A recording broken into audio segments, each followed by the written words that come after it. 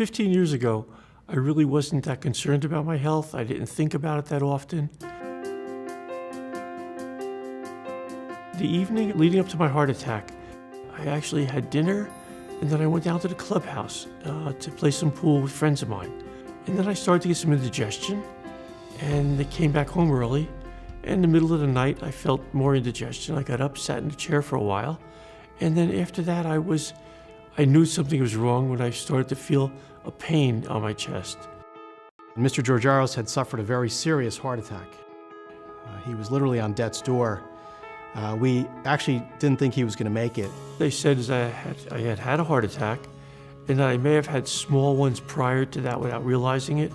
The disease process that was going on with him was that the majority of his heart muscle died during his heart attack. If a normal heart muscle has about a 50 to 55% capacity in the way that it pumps, his heart muscle only pumps at about 10%. So if we're using an analogy to a car motor, he only has 1 out of 8 cylinders working. So it's really remarkable that he's made it this far. Because somebody with a heart ejection fraction of where I have, their mortality rate is about 50% after the first 5 years. It's been almost 8 years. His survival has been absolutely miraculous. The first thing that had to be changed was my diet.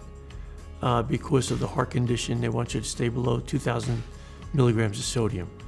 Well, basically everything has sodium in it. Very few things that don't have sodium. So I started to chart what I'm eating and keeping track of it from there.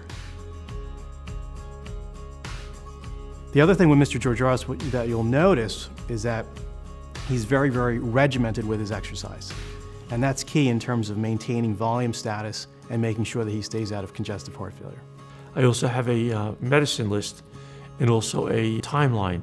7.5 years later, you don't know really how it's going, but it's always nice to look back and say, wow, I was only doing this 2 years ago, but look at me now. He's beat every single percentage and odd that's been given to him at this point. And when you meet him, you'll realize that he's an extraordinary individual and truly has been an inspiration for other congestive heart failure patients.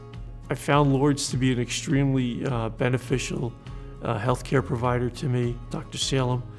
It made us feel comfortable. Just his demeanor makes me feel comfortable. I'm looking forward to many, many more years of good health, quality of health.